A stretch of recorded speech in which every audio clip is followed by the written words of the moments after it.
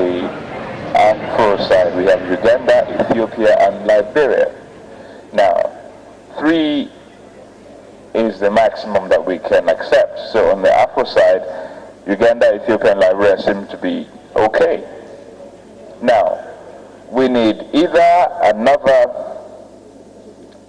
Afro side to join to make it 4 and balance up to the 4 nominees from Arab, or we need one Arab nation to withdraw. Benin is trying to. I am sure you have not been given the floor. Algeria wants to say something? Right. Please proceed. بسم الله الرحمن الرحيم. الوفد الجزائري كنا سبق أن قدمنا اللائحة هذه للانضمام إلى لجنة الصياغة، ولكن معذرة سيادتكم ما شفتوناش، ولهذا كنا نطالب أن الجزائر يتم إدماجها مع الإخوة المترشحين للجنة الصياغة. شكرا. For not, I say again, I sincerely apologize for not looking to my left as much as I should have done this morning. But I will make sure that I don't make that mistake again. So please accept my apologies so we can move forward.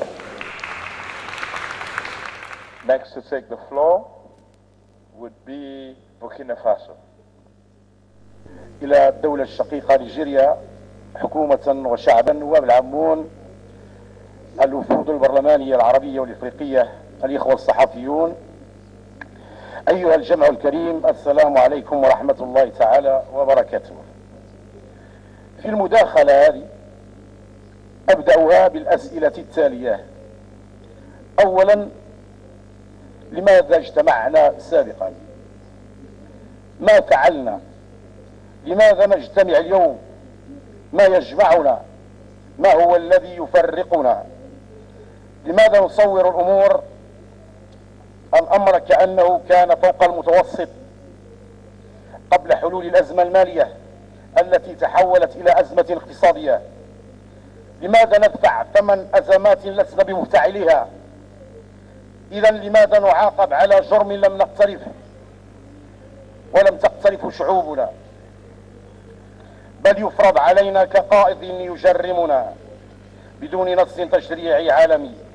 ألم أقل بأن الأزمة لسنا صناعها، ولكن ندفع ثمنها نحن وشعوبنا، ومنها الفقر، الإرهاب، العنف.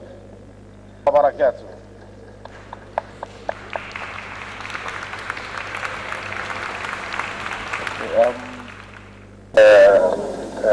تدخلات ديال الاخوان كلها كانت مثمره، لذلك نطلب منكم سيد الرئيس ان